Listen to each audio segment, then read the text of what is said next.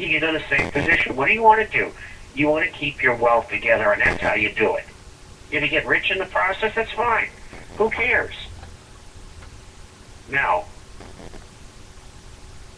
the most important thing of all is at the grassroots, people. You get 22 and 5/8% unemployment. Now you say to yourself, do you think this depression is going to be as bad as the 1930s? And the answer is yes, and probably worse, because of a whole bunch of factors I won't get into here. So, unemployment on a U3 basis is 9.6% now, officially. And U1, 2, 3, 4, 5 added together comes up to U6, which is 17%. And if you extract the birth-death ratio, which is the death and birth of businesses, which is a bogus number, if you extract that was created by the government, of course. Unemployment's 22.5, 6%. All right, what was the unemployment in 1933? U3 was 25.2%. And U6 was 37.26%. U6 right now is 17%. And U3 is 9.6%. So U3 is being distorted terribly. U6, we got about 100% to go. So where's unemployment going to? Probably somewhere around 45% on a U6 basis. Now, with that in mind, what do? Well, if you still got a job, you buy freeze-dried and dehydrated foods, a water filter, and be able to defend your family. If you don't have the money to do that, at least you can put extra canned goods away and rotate them. That is the most fundamental thing you should do. The dollar's going to come down in value. Versus gold, it has been for the last 10 years, and so is in every other currency, incidentally. So currencies are not a safe place to be at all, which is replaced by gold and silver related assets. If you have CDs in the bank, get out of them. If you have cash value life policies, get rid of them. And replace them if you have to with level term or decreasing term. The annuities, they're all in the stock market. Stock market goes down. Insurance companies are going to get decimated. I mean, we're talking 3,000 on the Dow.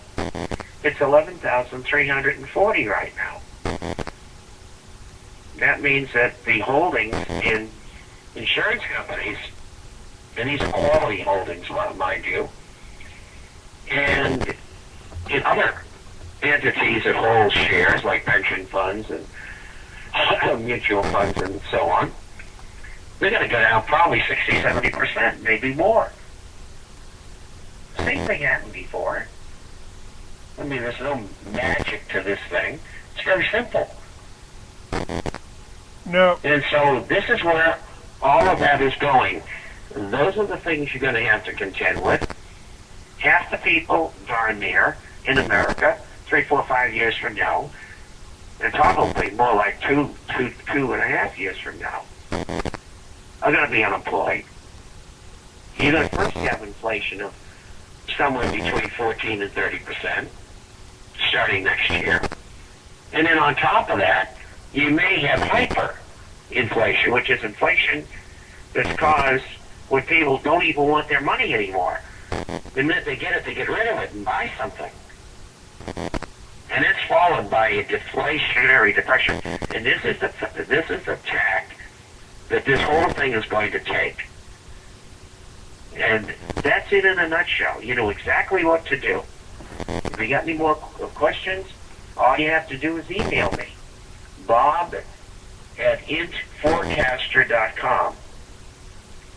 BLB@intforecaster.com.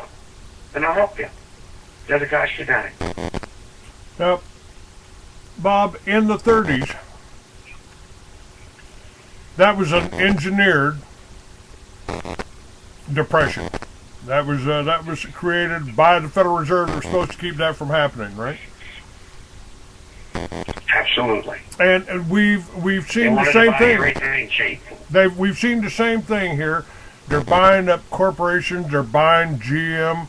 The government, is stepping in. It's but there is a difference between now and the 30s. In the 30s, 30% of our population lived and worked on farms. I say there's been a war on the American farmer for years. We'll pay you not to grow that.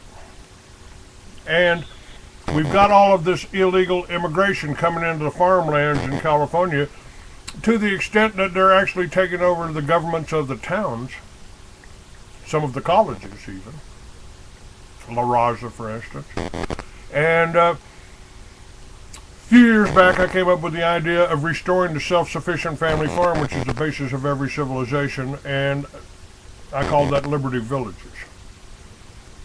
And immediately, the heat on me got turned up, and I'm not publishing my magazine and don't have that land that I was going to do it on. The whole food bills that are going on right now, S510, still up in the air, is it's another attack on the people, I think, to control the food use. They're raiding family farms, they're raiding natural foods, and Monsanto's pushing this bill S510. It's like the rats won't eat this genetically modified corn, and they don't want you to be able to grow your own in your backyard. Is that a part of the plan, or am I just being paranoid and seeing more than is really happening here? I think you're right. I keep seeing echoes. I keep seeing echoes of the Ukraine, of 10 million people starving to death in the Ukraine during the reign of the Soviet Union. Go ahead, Bob. Well, that's what happened in the Ukraine. The Kalmucks were exterminated by Stalinist forces, if you may. And it was a terrible, here right in the heart of the breadbasket of that region, people were starved to death.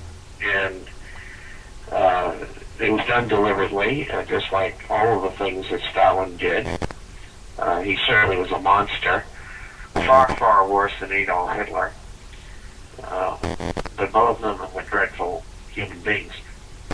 But that's what they're trying to do in America. It's a form of psychological warfare, where you control more and more and more things that people have to become involved in as human beings living on this planet. And food's one of them. People travel. You've got this TSA horrible situation going on. What's that all about? Well, it's war. The herding of people from one place to another, making them do what you want them to do. And what are they going to do after that? No, they're going to bring them into bus stations and train stations and anywhere where the place where people gather. And on top of that, they're going to put them in places where there's sporting events, as well as concerts and things like that. And this is really what they're up to. People control. The acceptance of an omnipotent government. They can tell you to do anything that they want you to do. And, you five line up on the bridge over there and jump off. And if you don't jump off, I'll throw you off. This is what this is about. Now let me ask you. You turn people into zombies. You used a term there that I've used a lot. Psychological warfare, and I said Waco. This is what got me started in all this in the first place. What happened at Waco was psychological operation against the American people. It was a self-sufficient family farm. It was people working together and cooperating feeding themselves, and they were armed. And it was a psychological operation against the American people. She